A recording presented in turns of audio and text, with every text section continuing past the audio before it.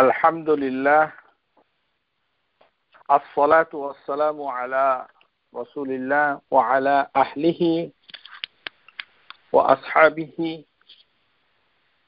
ওয়া মান ওয়ালা।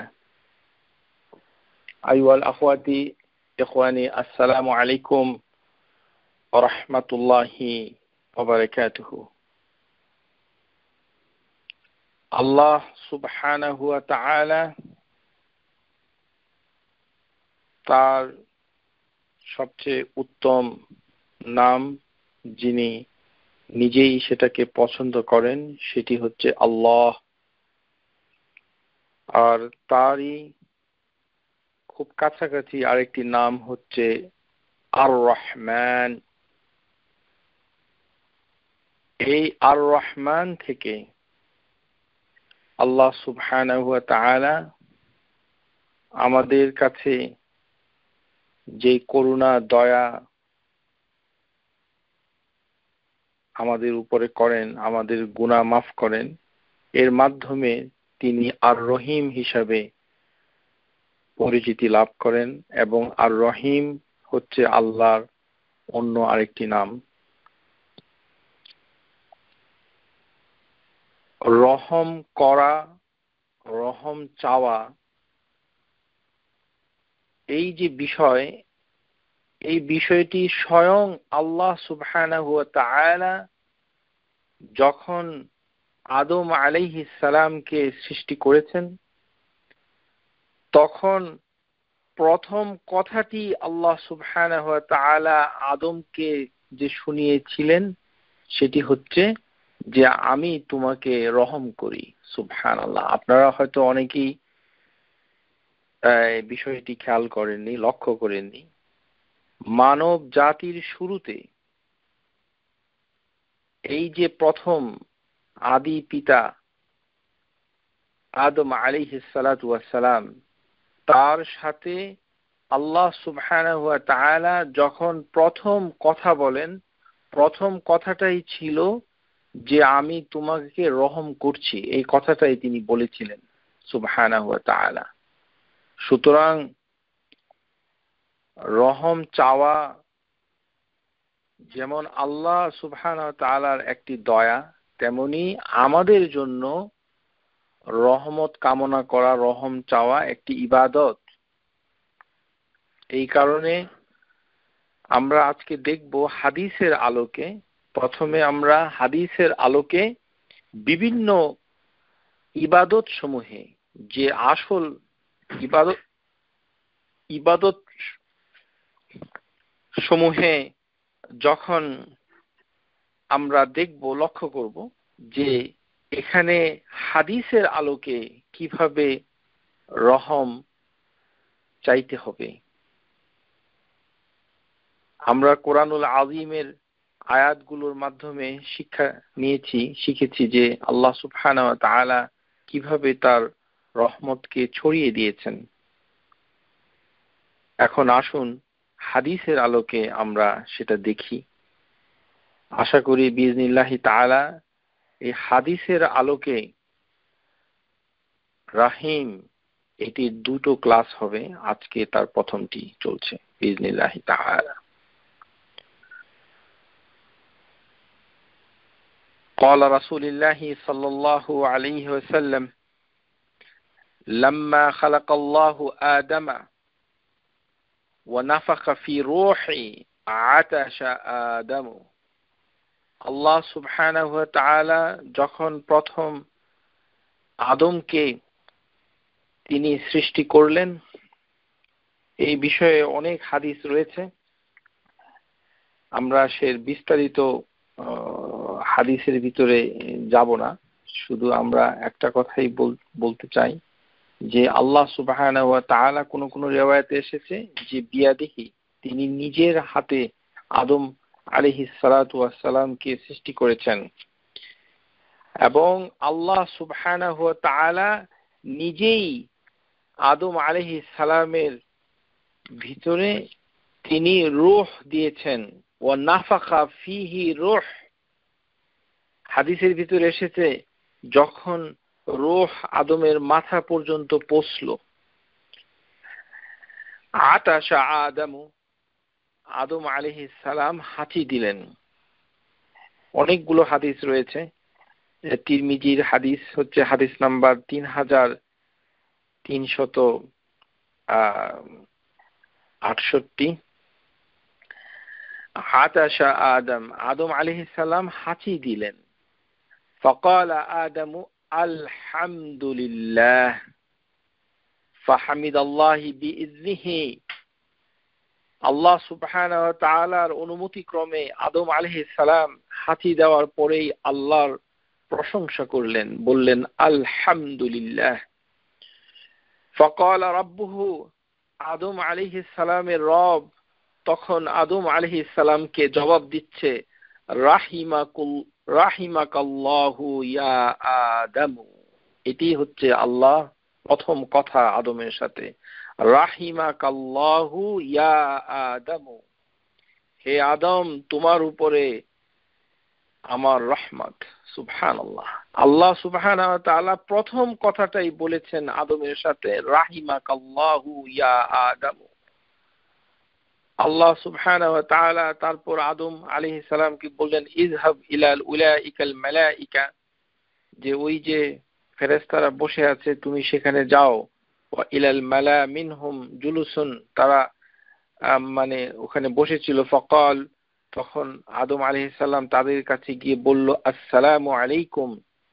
ক্বালু, তখন ফেরেশতারা উত্তর দিচ্ছে। দেখুন, আল্লাহ সুবহানাহু ওয়া তাআলা প্রথমে আদমকে শিক্ষা দিচ্ছেন যে রহমত চাইতে হবে, মানে আল্লাহ সুবহানাহু ওয়া তাআলা আদমের উপর রহমত কামনা করছেন তিনি নিজেই। রাহিমাকাল্লাহু ইয়া আদম, রাহিমাকাল্লাহু ইয়া আদম।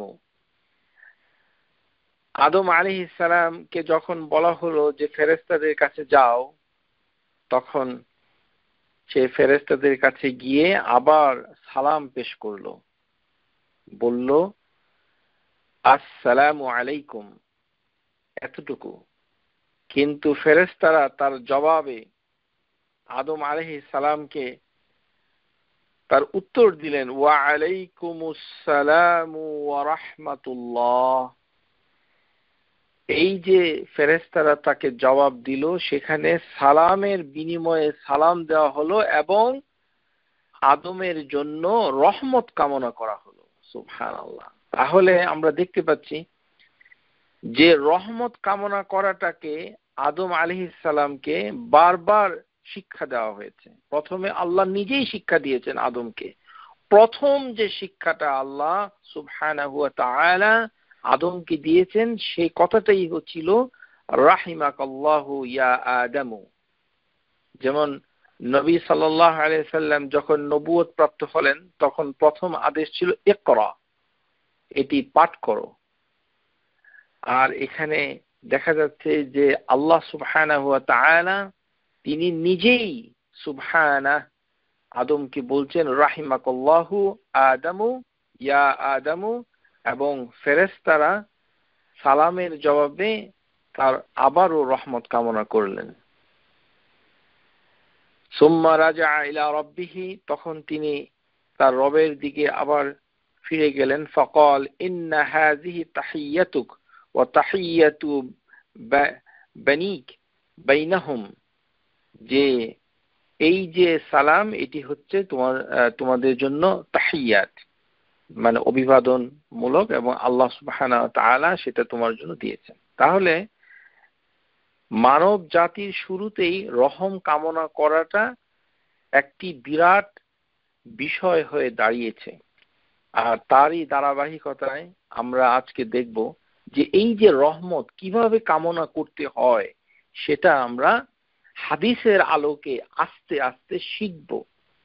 কেননা আমাদের ভিতরে যে জিনিসটা কাজ করে সেটি হচ্ছে নাম তো শিখলাম, কিন্তু এটা কাজে পরিণত করার উপায় কি? প্রথমেই হচ্ছে আমাদের কাছে যেটি আমাদের কাছে সুস্পষ্ট হবে সেটি হচ্ছে সর্বশ্রেষ্ঠ ইবাদত, সেটি কি? as-সালাহ। আমরা যখন নামাজের তাসবিহগুলো, দোয়াগুলো দেখব, তখন দেখব যে এর ভিতরে, নামাজের ভিতরে কোন জায়গায় আমরা রহম কামনা করি। সিফাতুস সালাতুন নবী মিনাত তাকবীর ইলা তাসলিম কাআন্নাকা তারাহা, শেখ আল আলবানী রাহিমাহুল্লাহ যেই নামাজের জন্য বিখ্যাত কিতাব লিখেছেন, সেই কিতাবের বাংলা অনুবাদের 151 পৃষ্ঠায় 2 সেজদার মধ্যে পঠিতব্য দোয়া জিকির সমূহ, আজকারু বাইনাস সাজদাতাইন, এখানে প্রথম হাদিস যেটি এসেছে সেটি এসেছে আল্লাহুম্মা গফিরলি ওয়ারহামনি ওয়াজবুরনি ওয়ারফা'নি ওয়াহদিনি ওয়াআফিনি ওয়ারযুকনি, এই শব্দটুকু এসেছে। এবং এই হাদিস আবু দাউদ, তিরমিজি, ইবনে মাজাহ, হাকিম সহিহভাবে এটি এসেছে। 2 সেজদার মাঝখানে এই প্রথম যেখানে রহম করার জন্য আল্লাহর কাছে দোয়া করতে হয়। আর এই হাদিসের ভিতরে দোয়ার কায়দাটা হচ্ছে এই যে আল্লাহুম্মা এই শব্দটা প্রথমে ব্যবহার করতে হয়।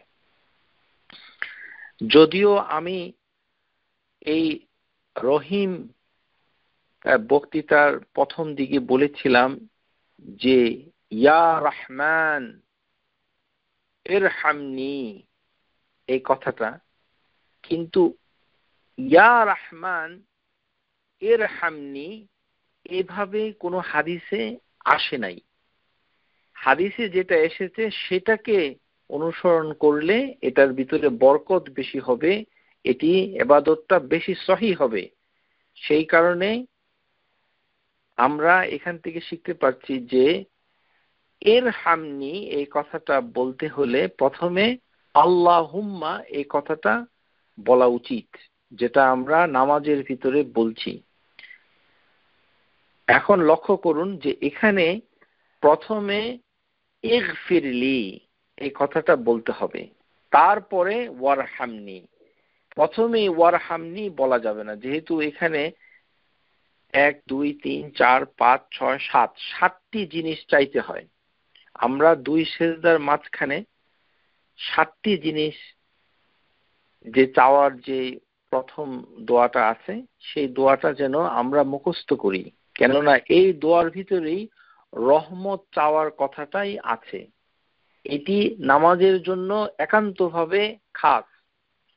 আমরা হাদিসের আলোকে ইবাদতের ভিতর রহমত কিভাবে চাইতে হয় কিংবা রহমতের কোন বিষয়গুলো সাব্যস্ত হয়েছে সেটা আমরা এখন জেনে নিচ্ছি।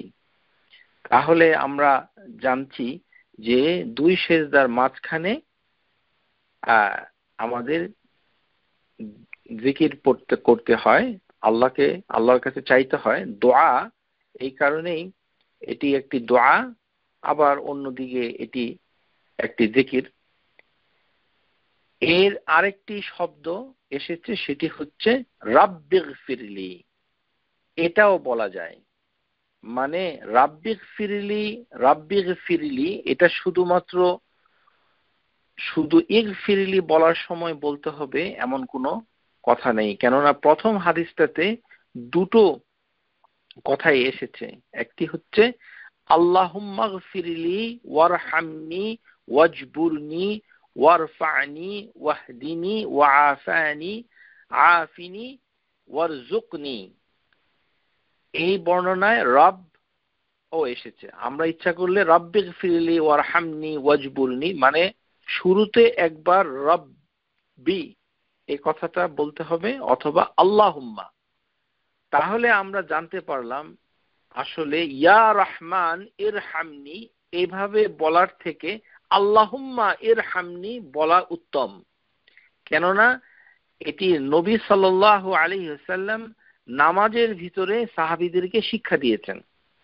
এখানে অবশ্য কথা যেটা আমাদের প্রাসঙ্গিকভাবে বলতে হয় যে আমাদের বাংলাদেশের হতভাগা মুসাল্লি তারা 2 সেজদার মাঝখানে কিছুই পড়ে না। তারা আসলে রহম চায় না, যে নামাজের ভিতরে যে কোনোভাবে রহম চাচ্ছে এই ধরনের কোনো দোয়া কিন্তু পড়ছে না। অথচ রহম চাওয়াটাই ইবাদতের একটি বিশেষ, সবচেয়ে মূল্যবান একটি ইবাদত, আল্লাহর কাছে রহম চাওয়া।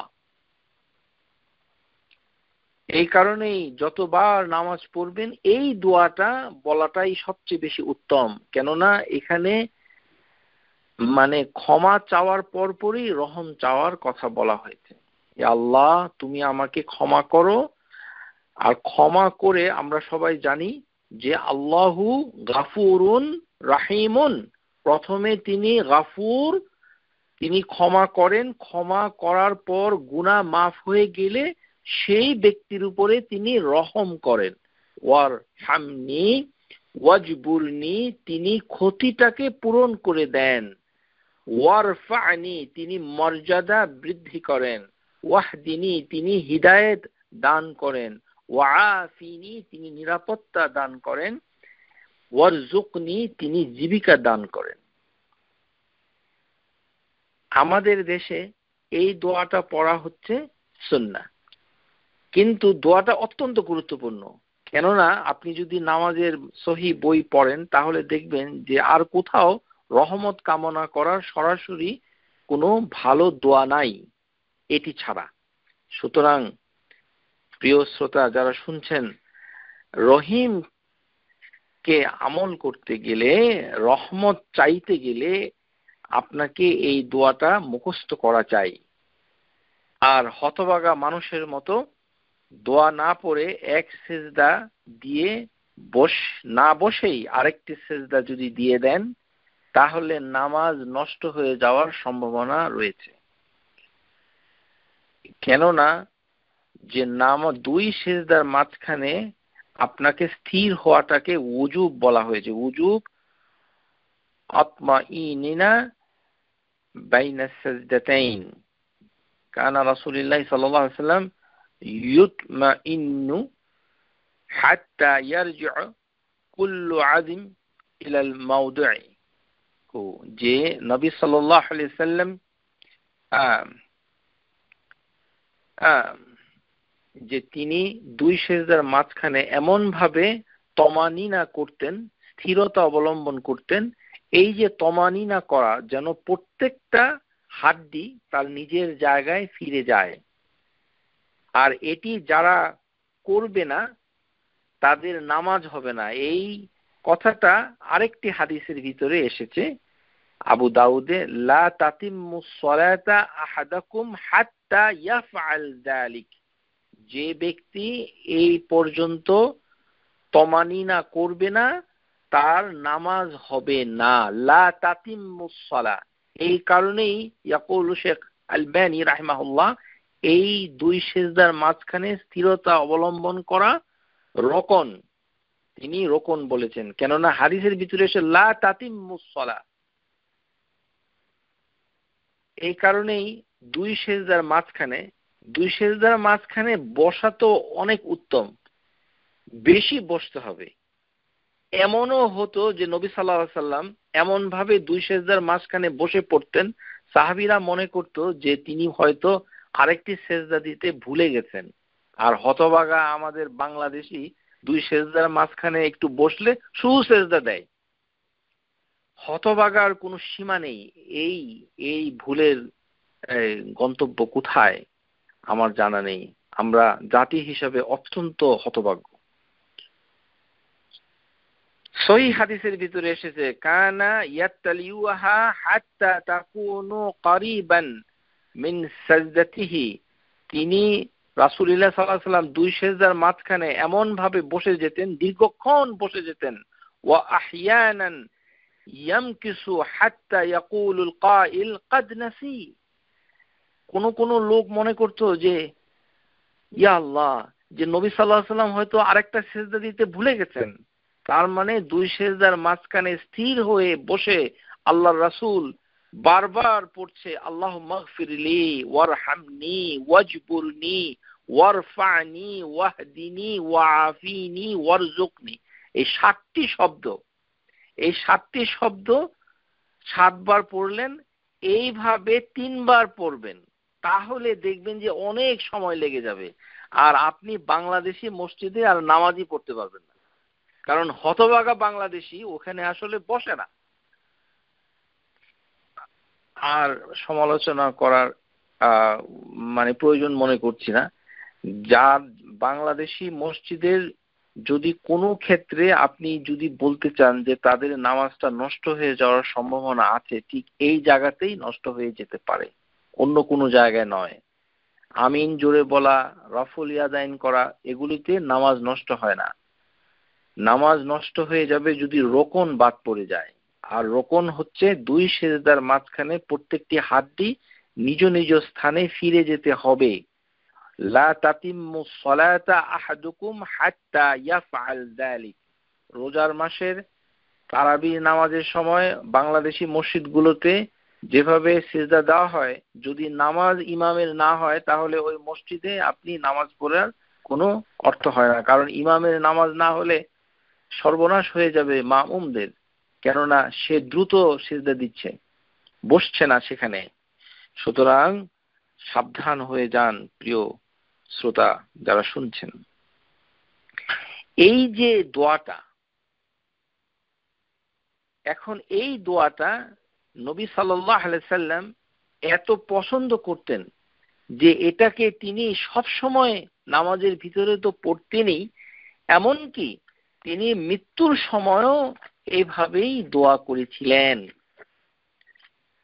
রাসূলুল্লাহ সাল্লাল্লাহু আলাইহি সাল্লাম তিনি যখন মানে মৃত্যুর কাছাকাছি চলে যান, রাওয়াহুল বুখারী হাদিস 5674 ও মুসলিম 2191 عن عائشة رضي الله تعالى عنها قالت سمعت النبي صلى الله عليه وسلم وهو مستند إلي, যিনি তার মাথাটাকে শরীরটাকে হেলিয়ে দিয়েছিলেন আয়েশা রাদিয়াল্লাহু তাআলা আনহার শরীরের উপর, তখন এই অসুস্থ শরীরে অবসন্ন মনে তিনি বলছিলেন, আল্লাহুম্মা গফিরলি ওয়ারহামনি ওয়ালহিকনি বিররাফিকিল আ'লা। তাহলে দেখা যাচ্ছে যে এই যে রহমত চাওয়া, এটাকে নবী সাল্লাল্লাহু আলাইহি সাল্লাম শুধু নামাজেই প্রতিষ্ঠা করে ছাড়েন নাই, বরঞ্চ তিনি হর হামেশা করতে করতে মৃত্যুর আগে আল্লাহ সুবহানাহু ওয়া তাআলার কাছে ঠিক একই তাসবিহ, তিনি একই জিকির, একই দোয়া তিনি করেছিলেন, আল্লাহুম্মা গফিরলি ওয়ারহামনি। কেননা আমরা হাদিসে গত ক্লাসে যেটা মানে দেখেছি, সেখানে হাদিসের ভিতরে স্পষ্ট এসেছে যে লান ইউদখাল আহাদান আমালাহুল জান্নাহ, যে তোমাদের কেউই মানে জান্নাতে প্রবেশ করতে পারবে না তার আমল দ্বারা। ক্বালু, তারা বলল সাহাবীরা, ওয়ালাউ আনতা ইয়া রাসূলুল্লাহ, আপনিও না? ক্বাল লা, আমিও না, ওয়ালা আনা, আমিও না, ইল্লা আন ইয়াতাগাম্মিদুনি আল্লাহু বিফাদলি ওয়া রাহমাতি, যদি না আল্লাহ আমাকে তার ফদল এবং তার অনুগ্রহ আর রহমতের ভিতরে ডুবিয়ে না দেয়। ডুবিয়ে দিতে হয়, আল্লাহ সুবহানাহু ওয়া তাআলার রহমতে ডুবে যাবে। সেই কারণেই নবী সাল্লাল্লাহু আলাইহি সাল্লাম মানে তিনি বলছেন যে আল্লাহ সুবহানাহু ওয়া তাআলা তাকে রহমতে ডুবিয়ে রাখবেন, সেই কারণেই তিনি জান্নাতে প্রবেশ করবেন সবার আগে। আর সেই নবী সাল্লাল্লাহু আলাইহি সাল্লাম তিনি মৃত্যুর আগে বলছেন, আল্লাহুম্মা গফিরলি ওয়ারহামনি, ও আল্লাহ আমাকে ক্ষমা করো আর আমাকে রহম করো। এই দুই কারণে প্রিয় শ্রোতা, রহমত কামনা করার প্রথম উত্তম শব্দ হচ্ছে আল্লাহুম্মা। আল্লাহুম্মা দিয়ে আপনারা প্র্যাকটিস করবেন। যদিও আমি শুরুতে ইয়া রহমান কথার পরিপ্রেক্ষিতে বলেছিলাম ইয়া রহমান ইরহামনি, কিন্তু এটি আসলে হাদিসে এভাবে পাওয়া যায় না যে তিনি এভাবে রহমানকে ডেকে তারপরে তিনি রহম রহম চেয়েছেন, বরঞ্চ আল্লাহুম্মা কথাটা বললে স্কলাররা বলেছেন যে আল্লাহুম্মা বলা মানে হচ্ছে যে আল্লাহর সমস্ত নাম এখানে চলে আসে। আল্লাহুম্মা মানে আল্লাহর সমস্ত নাম আপনি উচ্চারণ করেছেন এটা ধরে নিতে হয়। এই কারণে আল্লাহুম্মা জামউল আসমা আল জামিআ, যে সমস্ত নামের সমষ্টি আল্লাহুম্মা, ইয়া আল্লাহ তার সমস্ত নাম, এটি বলার পরেই আল্লাহুম্মা ইগফিরলি ওয়ারহামনি। এখন এই যে মানে আমরা দেখতে পাচ্ছি যে ইগফিরলি ওয়ারহামনি, এখানে গত ক্লাসের আগের ক্লাসে আমি ইরহিমনি কথাটা বলেছিলাম, আমার এটি ভুল হয়েছে।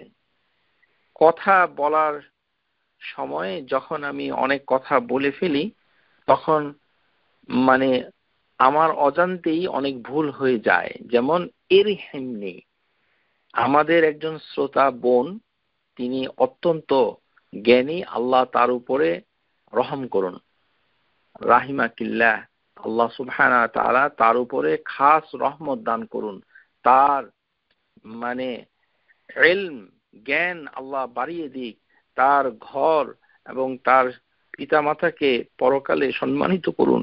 সেই বোন তিনি একটি প্রশ্ন তুলেছেন যে এটা কি ইরহামনি না ইরহামনি।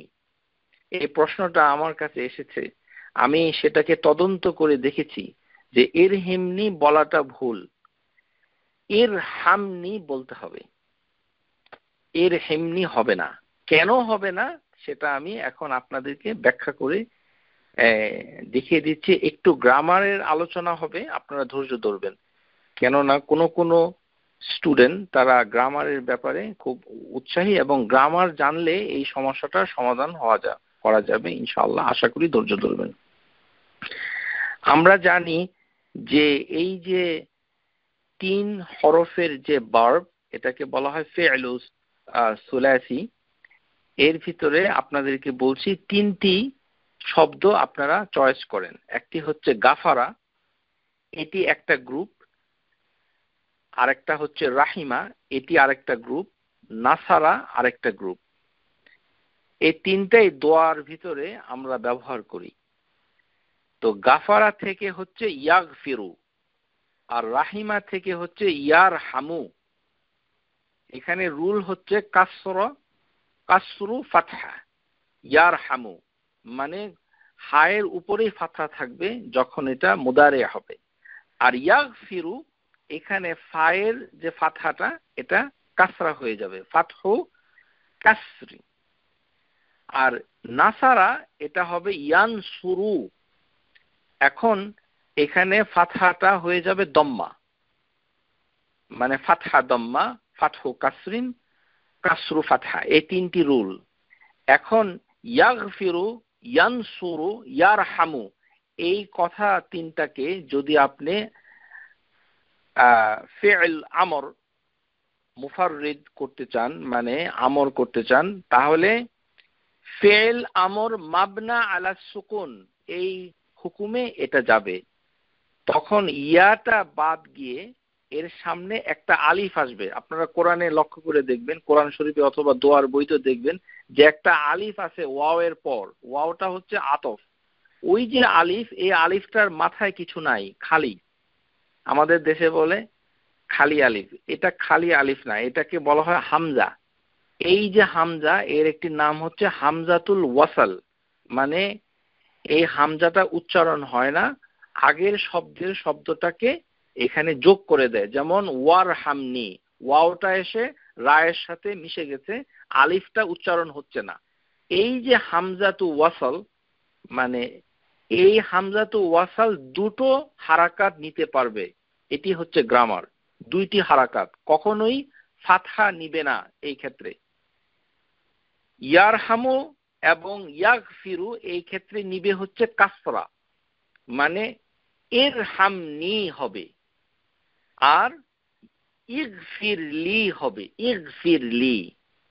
কিন্তু যখন ইয়ানসুরুটা হবে তখন হবে উনসুরুনি, সেখানে হবে দম্মা।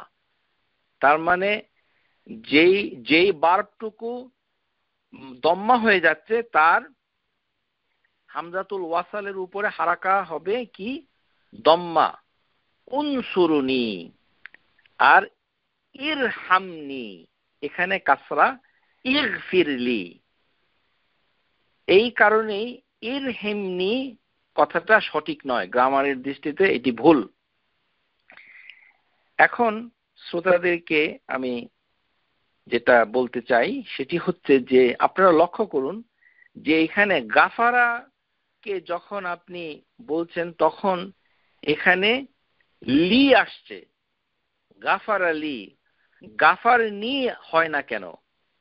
আমরা যখন বলি ইরহামনি তখন কিন্তু আমরা নুন দেই, ওয়াজবুরনি সেখানেও নুন, রাফা ওয়ারফানি এখানেও নুন, ওয়াহদিনি এখানেও নুন, আফিনি এখানেও নুন, ওয়ারজুকনি ওখানেও নুন।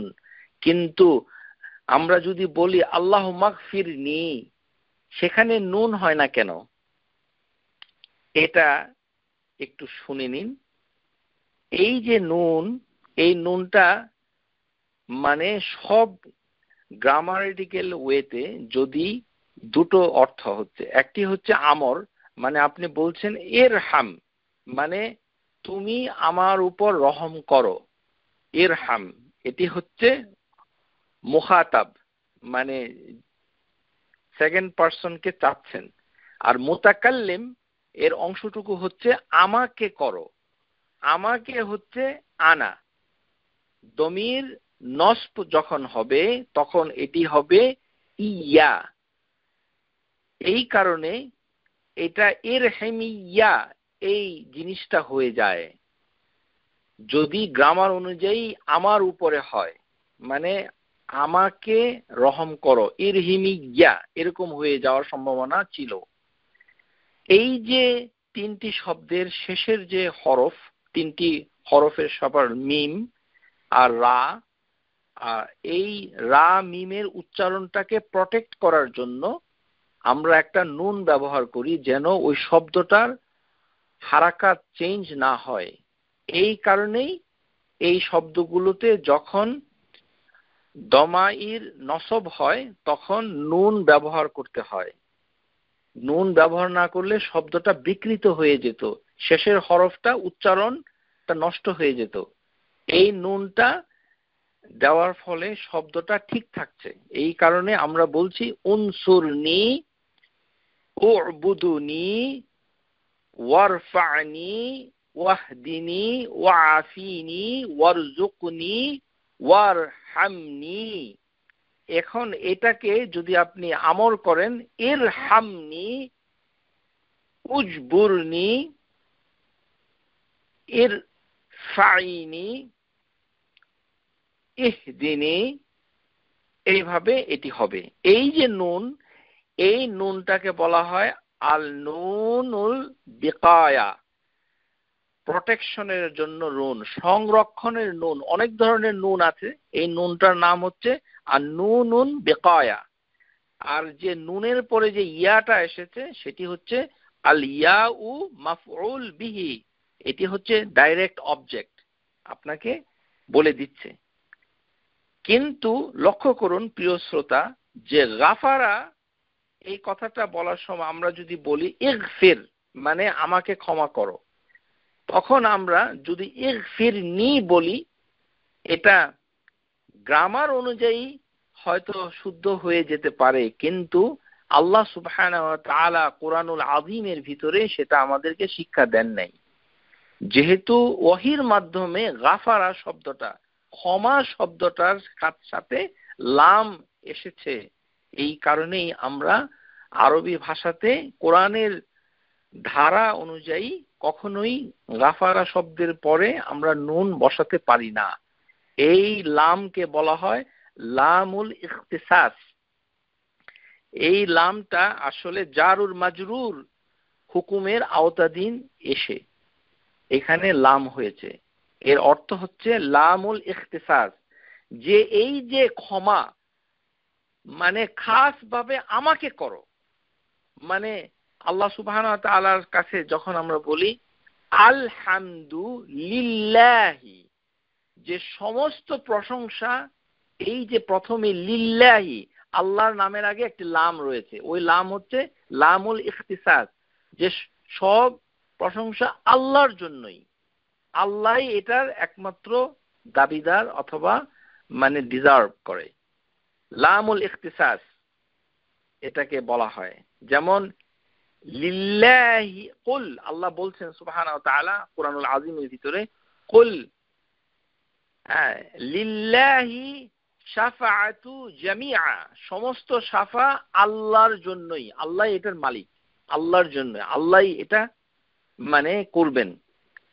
তাহলে এই যে লাম, এটি হচ্ছে শুধু তার জন্য। যখন আমরা বলি ইগফিরলি, মানে শুধু আমাকে আল্লাহ ক্ষমা করেন, এই কথাটাই বোঝানোর জন্য লাম এসেছে। এই কারণেই ইগফিরের পরে নুন বসে না, বুঝতে পেরেছেন? কখনোই ইগফিরলি হয়। লাম হচ্ছে এখানে ইখতিসাস করছে, খাস করে দিচ্ছে। ইখতিসাস মানে হচ্ছে একেবারে আপনার জন্য বিশেষভাবে বলা হচ্ছে, আল্লাহুম্মা গফিরলি, হে আল্লাহ শুধু আমাকে মাফ করো, অন্য অন্য কাউকে মাফ করবা কিনা জানি না, শুধু আমাকে মাফ করো। কিন্তু রহম চাওয়ার সময় শুধু আমাকে রহম করো, এটা আপনি ওইভাবে বলছেন না। বলছেন আমাকে রহম করো, কিন্তু অন্যকেও রহম করতে পারেন, ওয়াজবুরনি, অন্যকেও রিজিক দিতে পারেন, কিন্তু ক্ষমা চাওয়ার সময় লাম এসেছে, এই কারণে ইগফিরলি। আর গ্রামার অনুযায়ী এটি কাসরা হবে। আশা করি বুঝতে পেরেছেন, এখন আর কোনো সমস্যা হবে না। এটাকে বলা হয় আল ফি'ল আমর মাবনা আলা সুকুন।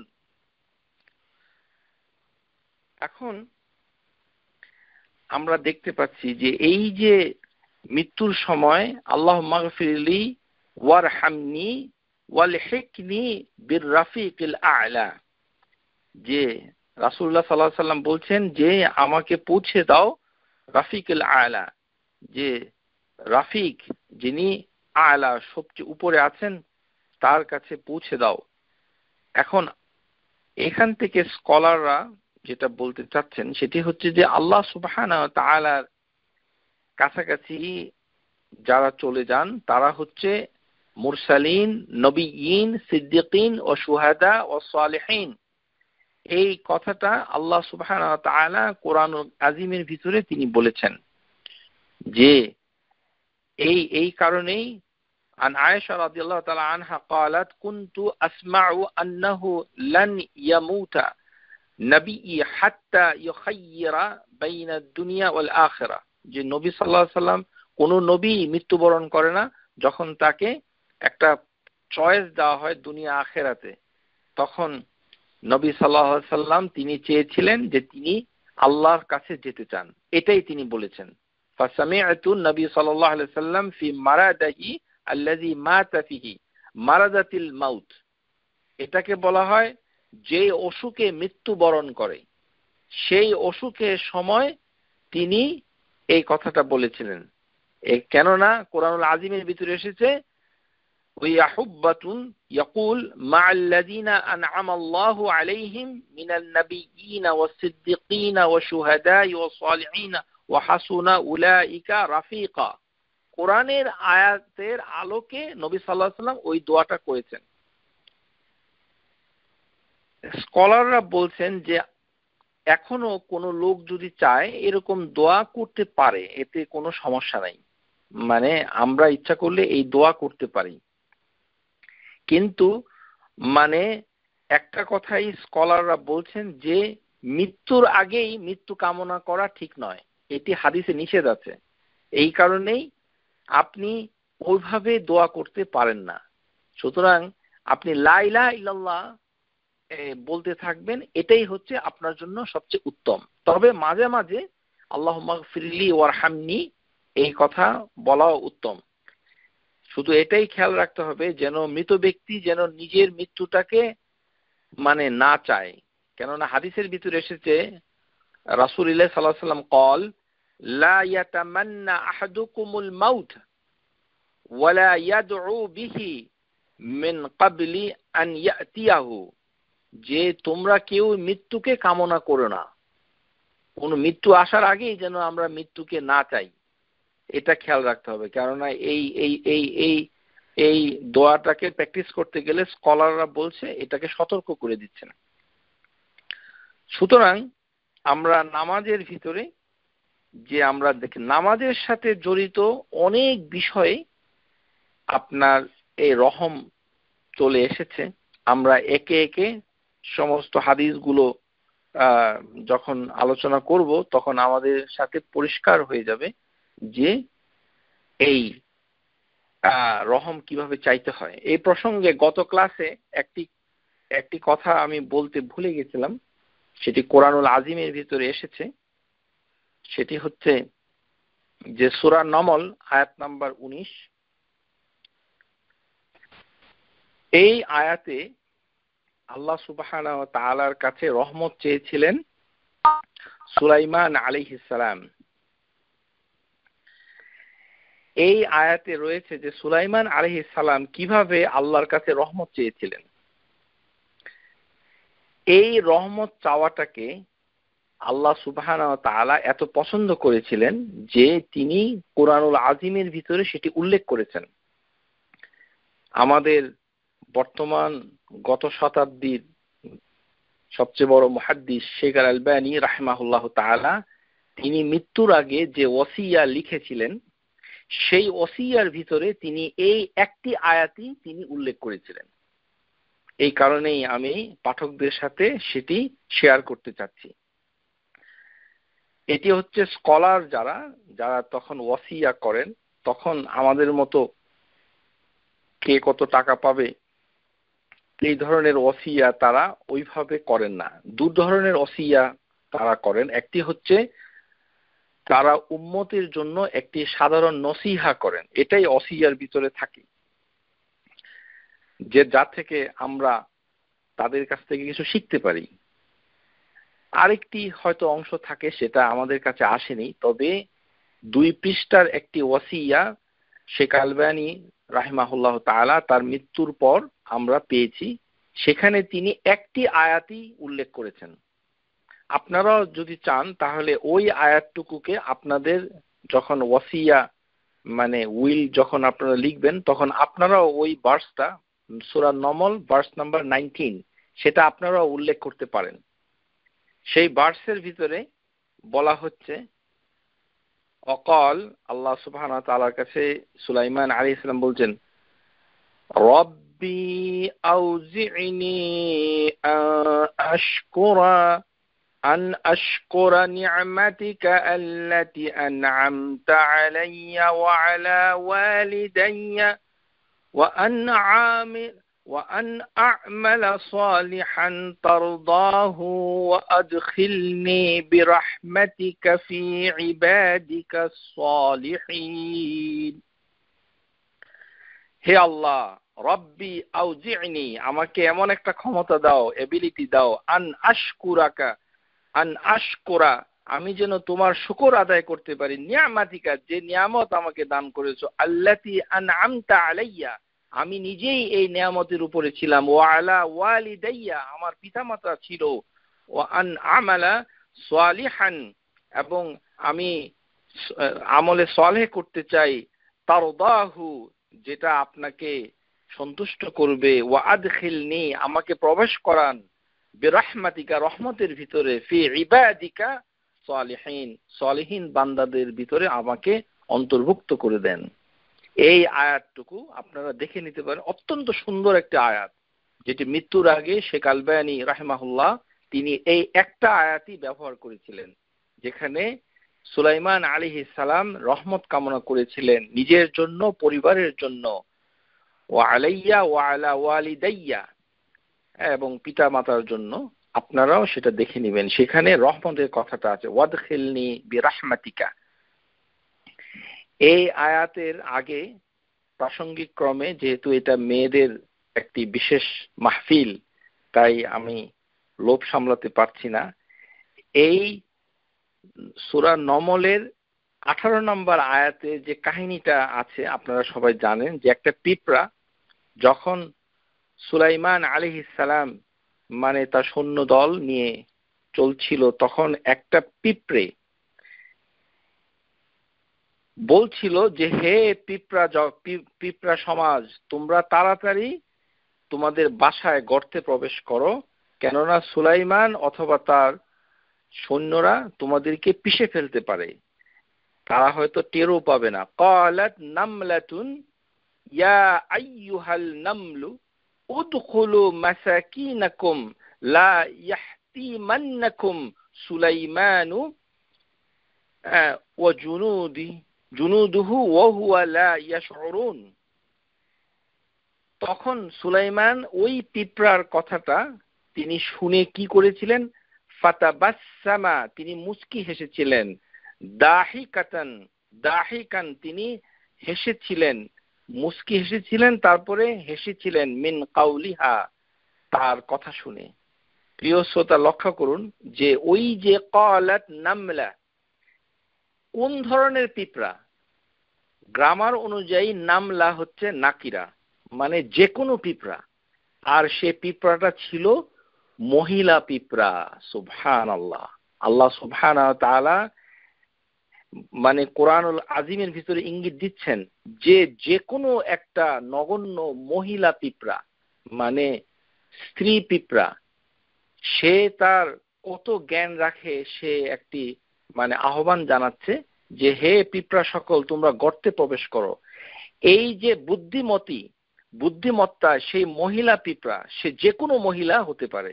নামলাতুন হাযা লফজ নাকিরা, মানে যে কোনো নারী, সে যতই ক্ষুদ্র হোক না কেন, তার চিন্তা কৌশল অত্যন্ত মহান বড় হতে পারে। আল্লাহ সুবহানাহু ওয়া তাআলা তারই ইঙ্গিত দিচ্ছেন। এই কারণেই আমাদের জানতে হবে যে যে কোনো মহিলা অনেক বুদ্ধির আধার। আল্লাহ সুবহানাহু ওয়া তাআলা মহিলাদের মানে মাথায় অনেক বুদ্ধি দিয়েছেন, এবং সেই বুদ্ধি তার সমাজের উপকারে আসে, মানুষের কল্যাণে আসে, তারা অনেক বড় মর্যাদা পায়। তার একটা দৃষ্টান্ত আল্লাহ এই আয়াতে তুলে ধরেছেন। ক্বালাত নামলাতুন, যে একটি নামলা, এখানে পুরুষ পিঁপড়া হতে পারত, কিন্তু সাধারণত মহিলা পিঁপড়া মানে সেটা নগণ্য হবে, কারণ পিঁপড়া যখন কামড় দেয় তখন পুরুষ পিঁপড়ার কামড় হচ্ছে শক্তিশালী, বেশি কষ্টকর। কিন্তু এখানে আল্লাহ সুবহানাহু ওয়া তাআলা শক্তির দিকে লক্ষ্য করেনি, তার বুদ্ধিমত্তার দিকে লক্ষ্য করেছেন, যে মহিলা পিঁপড়া তার সমাজকে বাঁচিয়ে দিচ্ছে। তাই বলে আবার এই আয়াত থেকে আপনারা বলবেন না যে মহিলা পিঁপড়া সমাজ সে আল্লাহর কাছে দাওয়াত দিচ্ছে, এগুলো করবেন না। কোরআনের ওইভাবে ব্যাখ্যা করা যায় না। এখানে পিঁপড়া কখনোই দাওয়াত দেয়নি, আল্লাহর দাওয়াতের কাজে বের হয়নি। পিঁপড়া, গরু বাছুর, কুকুর, বিড়াল, এগুলো দাওয়াতের কাজ করে না। হুদহুদ পাখি, এগুলো দাওয়াতের কাজ করে না। প্লিজ এই ধরনের তাফসীর করবেন না, অনেকে করে থাকে, আল্লাহ তাদেরকে ক্ষমা করুন, আমিন। শুধু এটাই বলতে চাচ্ছি যে আল্লাহ সুবহানাহু ওয়া তাআলা বুদ্ধিমত্তাটাকে প্রশংসা করেছেন। সে একটি নগণ্য একটি মহিলা পিঁপড়া, তার বুদ্ধিমত্তাকে আল্লাহ কত প্রশংসা করেছেন, কোরআনুল আজিম তার সাক্ষী হয়ে গেল। আশা করি বুঝতে পেরেছেন। এখন আমরা দেখব যে নামাজের পরে আমাদের রয়ে গেল হচ্ছে মানে সিয়াম।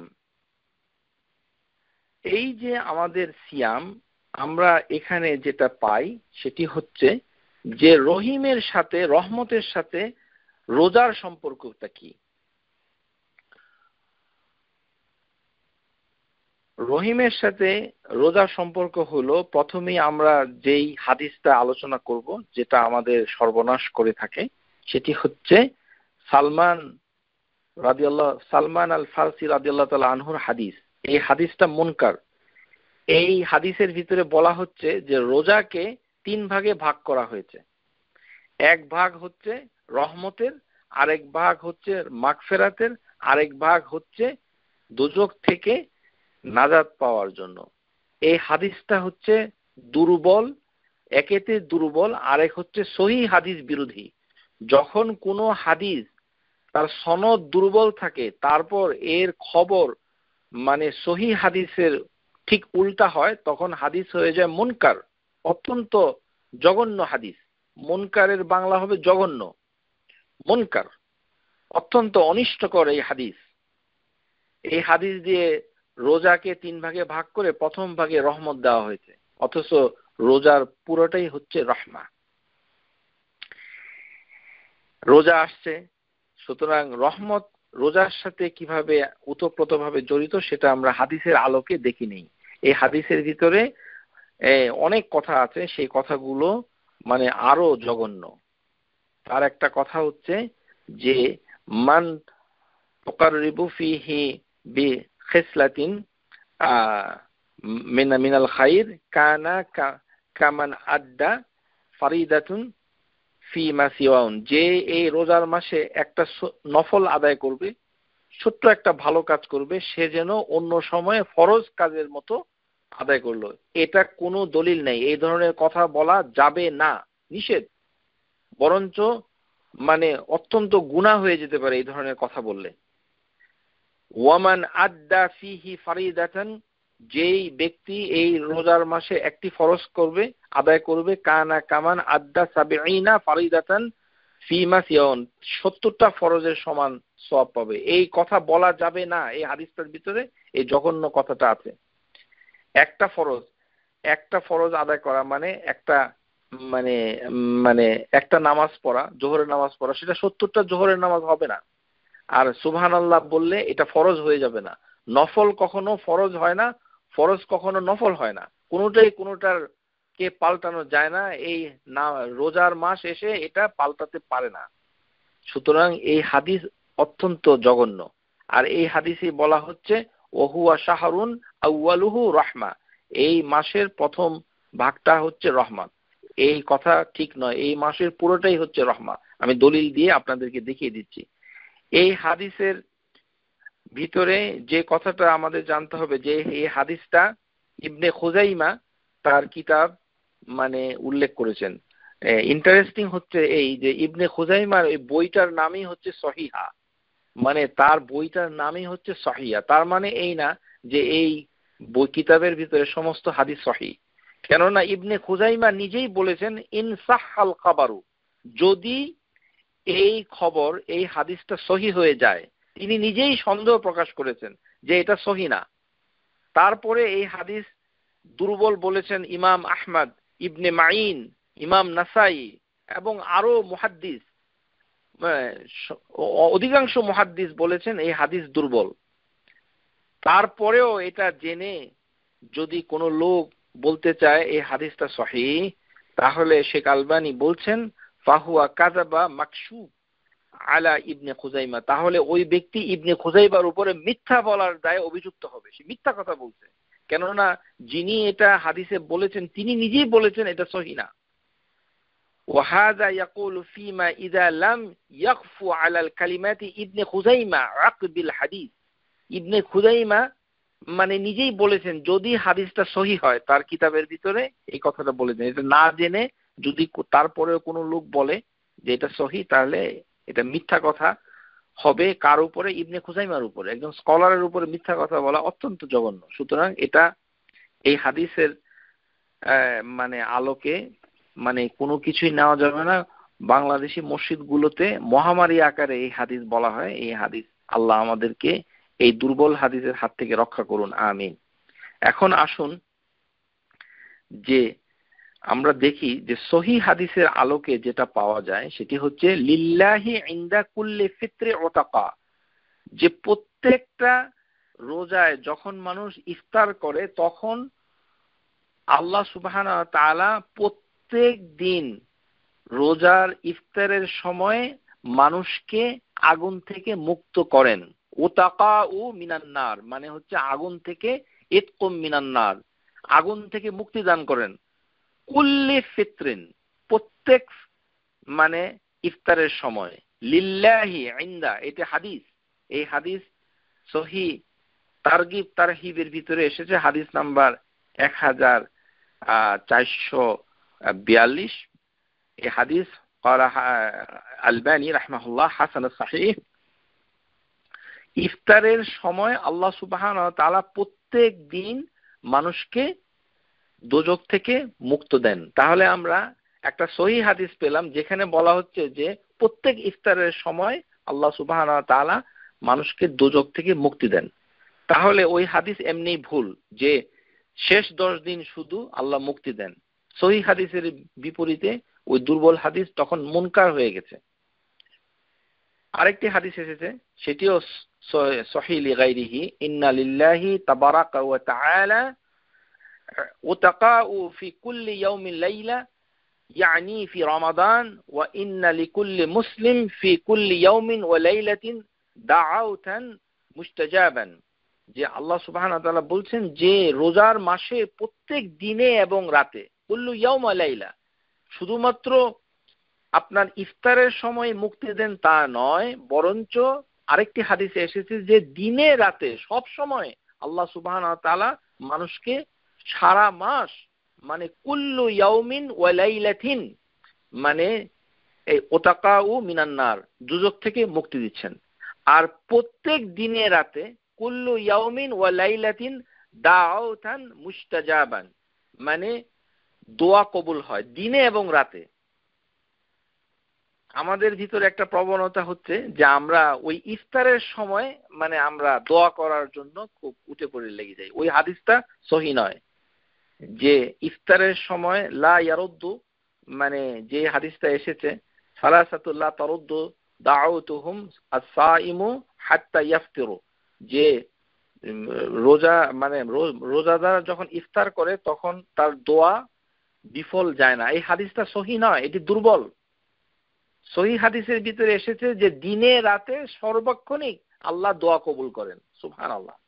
সুতরাং আলাদা করে ইফতারের সময় মানে দোয়া করার জন্য কুস্তি করতে হবে না, সারা দিন এবং রাত সব সময় আল্লাহ সুবহানাহু ওয়া তাআলা দোয়া কবুল করেন। সবচেয়ে দুঃখজনক হচ্ছে এই যে সহিহ হাদিসের ভিতরে এসেছে যে আজান ইকামার মাঝখানে দোয়া কবুল হয়, অথচ আমাদের সমাজে মানে ওই দুর্বল হাদিসকে আমল করতে গিয়ে আমরা দোয়া করে ফেলছি আজানের আগে। আজানের আগে দোয়া করার পরে তারপরে আজান দেয় মসজিদের ভিতরে, তো তখন বলেন বিসমিল্লাহ করেন, বিসমিল্লাহ করেন। হাদিসের ভিতরে এসেছে লা ইয়ারুদ্দু দুআ বাইনাল আযান ওয়াল ইকামা, আজান এবং ইকামার মাঝখানে দোয়া ফেরত দেওয়া হয় না। এটা আরেকটি হচ্ছে যে রোজাদারদের দোয়া এমনিই কবুল হয়, এর কোনো সময় নেই, যে কোনো সময়। আমরা আগের হাদিসে পেলাম যে কুল্লু ইয়াউমিন ওয়া লাইলাতিন, যে রাতে এবং দিনে সবসময়ই দাওয়াতান মুস্তাজাবা, যে মানে দোয়াগুলো কবুল হয়। সালাসাতু দাওয়াত লা তারুদ্দু, 3 ব্যক্তির দোয়া কখনো ফেরত যায় না। আর দাওয়াতু আল ওয়ালাদ লিল ওয়ালিদ, যে আল ওয়ালিদ লিল ওয়ালাদ ওয়ালাদাহু, দাওয়াতুল লিল ওয়ালিদ লি ওয়ালাদাহু, পিতা যদি তার ছেলের জন্য দোয়া করে, পিতা যখন তার সন্তানের জন্য দোয়া করে সেই দোয়া কখনোই ফেরত যায় না। ও দাআউতাস সাইম, এবং রোজা যিনি রাখছেন সাইম তার দোয়া ফেরত যায় না। ও দাআউতু মুসাফির, মুসাফিরের দোয়া কখনো ফেরত যায় না। তাহলে আমরা এই হাদিসের মাধ্যমে জানতে পারছি যে রোজাদারদের দোয়া কখনো আল্লাহ ফেরত দেয় না। এই সিলসিলাতুল আহাদিস সহিহা হাদিস নাম্বার 1797।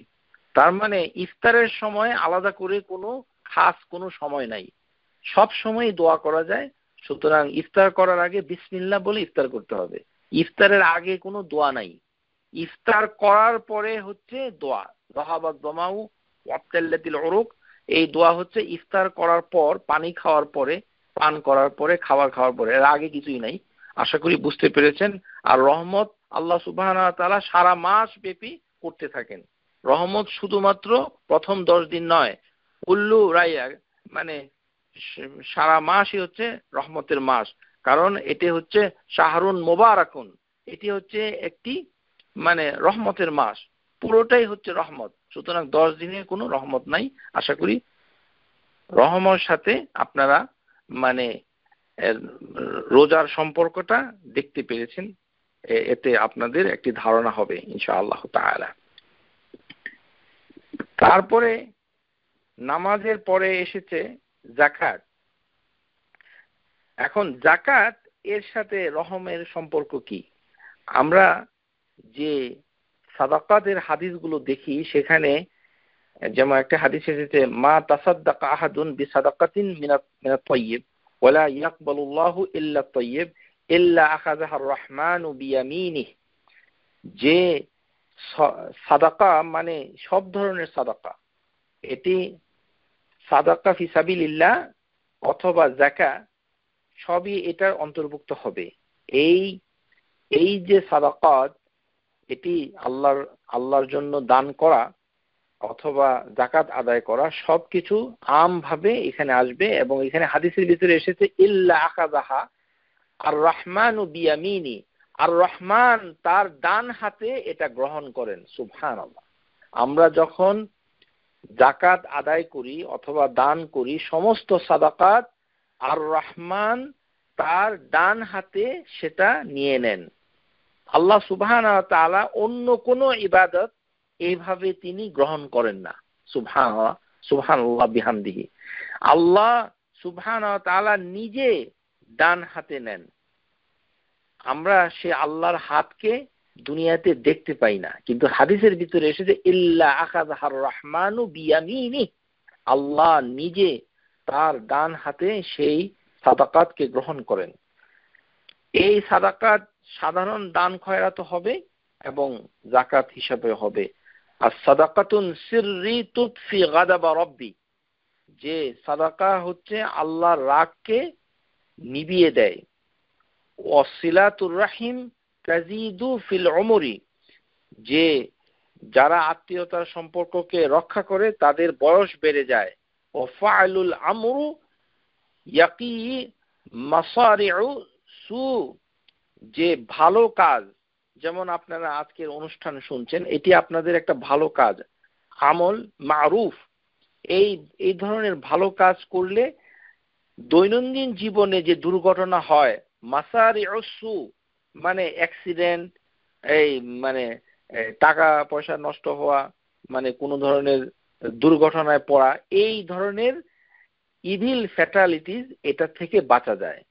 তাহলে সাদাকা করলে রহম পাওয়া যায়, এটা আমরা হাদিসে ভিতরে পেয়ে গেলাম। মানে যাকাতের সাথে রহমতের সরাসরি সম্পর্ক। কেননা যাকাতকে আল্লাহ সুবহানাহু ওয়া তাআলা এই যে সাদাকাত, এটা রহমানের ডান হাতে নিয়ে নেন, তার মানে তার উপরে তিনি রহম করেন। এখন আসুন যে রহমের সাথে হজের কি সম্পর্ক।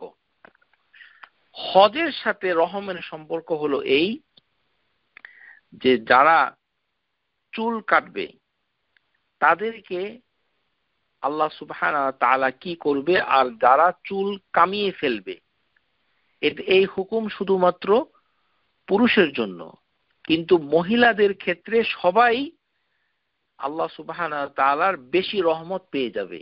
সুবহানাল্লাহ। আল্লাহ মহিলাদের জন্য হজে রহমত পাওয়াটাকে সহজ করে দিয়েছেন, যে অল্প একটু চুল কাটলেই তার হক আদায় হয়ে যায়। আর পুরুষের জন্য কষ্টকর, যে তার এত সুন্দর শ্যাম্পু করা চুল তাকে কামিয়ে ফেলতে হবে, তাহলেই সে বেশি রহমত পাবে। আর যদি চুলটা না কামায়, শুধু কেটে নেয়, তাহলে রহমত কম পাবে। হাদিসের ভিতরে এসেছে রাসূলুল্লাহ সাল্লাল্লাহু আলাইহি সাল্লাম যারা মাথার চুল কামিয়ে ফেলে, হালক মানে হজে যখন তাওয়াফ এবং সাই করার পর যখন তারা চুল কামিয়ে ফেলে, সেই চুল কামানোকে বলা হয় আরবি ভাষায়, হাদিসের ভাষায় হালকুন, মানে মুহাল্লিকুন। মুহাল্লিকিন মানে যারা চুল কামিয়ে ফেললো, মুহাল্লিকিন। আর কাসর মানে হচ্ছে চুল কাটা। আর একে বলা হচ্ছে আল মুকাসসিরিন। আল মুকাসসিরিন হচ্ছে যারা চুল কাটে, মানে যাদের চুল কাটা হয়। মানে যিনি চুল কাটেন তাকে হাল্লাক বলা হয়। হাল্লাক মানে যিনি বারবার। এখানে মুকাসসিরিন মানে যার চুল কাটা হয়েছে, আর মুহাল্লিকিন যার চুল কামানো হয়েছে।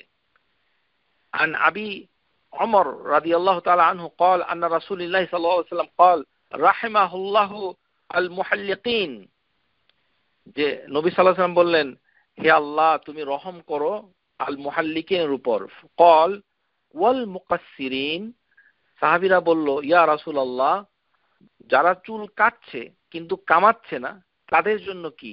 নবী সাল্লাল্লাহু আলাইহি ওয়াসাল্লাম আবারও বললেন, ক্বাল রাহিমাহুল্লাহু মুহাল্লিকিন, আবারও তিনি যারা চুল কামায় না তাদেরকে তিনি বেশি রহমত দান করলেন। ক্বালু ওয়াল মুকাসসিরিন, এইভাবে তিনবার বলা হয়েছে যারা চুল কাটে তাদের জন্য কি? নবী সাল্লাল্লাহু আলাইহি সাল্লাম তিনি তৃতীয়বারও বলেছেন, রাহিমাহুল্লাহু আল মুহাল্লিকিন, হে আল্লাহ তুমি রহম করো যারা চুলকে কামিয়ে ফেলে। তারপরে আবারও সাহাবী জিজ্ঞাসা করেছে, ক্বালু ওয়াল মুকাসসিরিন ইয়া রাসূলুল্লাহ, ক্বাল ওয়াল মুকাসসিরিন, এবং মুকাসসিরদের প্রতি, মানে যারা চুল কাটে তাদের প্রতি। তাতে বোঝা গেল যে চুল কামালে তার উপরে 3 গুণ রহমত। এখানে 3 বার বলেছে, এটা 3 গুণও হতে পারে, অনেক গুরুত্ব বোঝানোর জন্য হতে পারে। যেমন মানে মা এবং বাবার ক্ষেত্রে মাকে যেন বেশি গুরুত্ব দেওয়া হয়, সেই কারণে বারবার বলা হয়েছে ও উম্মুহু ও উম্মুহু ও উম্মুহু, তারপরে বলা হয়েছে যে আবি, এরকম। মানে চুল কাটাকে নবী সাল্লাল্লাহু আলাইহি সাল্লাম যারা চুল কাটবে কিয়ামত পর্যন্ত হজ করে তাদের সবার জন্য তিনি একটি দোয়া করেছে। সেই দোয়াটা যারা চুল কামাবে তাদের জন্য হচ্ছে রহমত, তিনবার দোয়া করেছেন, আর যারা চুল কাটবে তাদের জন্য হচ্ছে একবার, রাহিমাহুল্লাহু মুহাল্লিকিন। এখন এর মানে এই না, কিছু কিছু লোক আমাদের দেশে তারা হজের ভিতরে গিয়ে অল্প একটু চুল কামিয়ে তারপরে আবার বারবার ওমরা করে, তারপরে অল্প একটু কাটে, এখান থেকে একটু ওখান থেকে একটু, এই ধরনের চুল কাটা মানে করলে মানে ওমরাও হবে না, তারপরে হজও হবে না, কিছুই হবে না, আর এটা নিষেধ। এটাকে বলা হয় মানে নাহা আনিল কাজা, এটাকে বলা হয় আল কাজা। আল কাজা, আল কাজা, কাফ জা আইন, আল কাজা।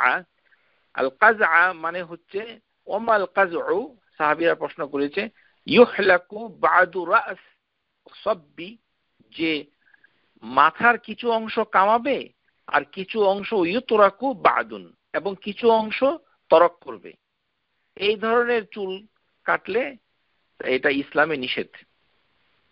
সুতরাং আমরা দেখতে পাচ্ছি যে হজে চুল কাটলে আল্লাহর রহমত পাওয়া যাবে সেটা। আর চুল কাটার তরিকা হচ্ছে যে মেয়েরা তো চুল কাটবে মানে হোটেলে গিয়ে মানে বেহায়ার মতো প্রকাশ্যে রাস্তার উপরে দাঁড়িয়ে মানুষকে দেখিয়ে কাটার কোনো প্রয়োজনীয়তা নাই বলে স্কলাররা বলেছেন।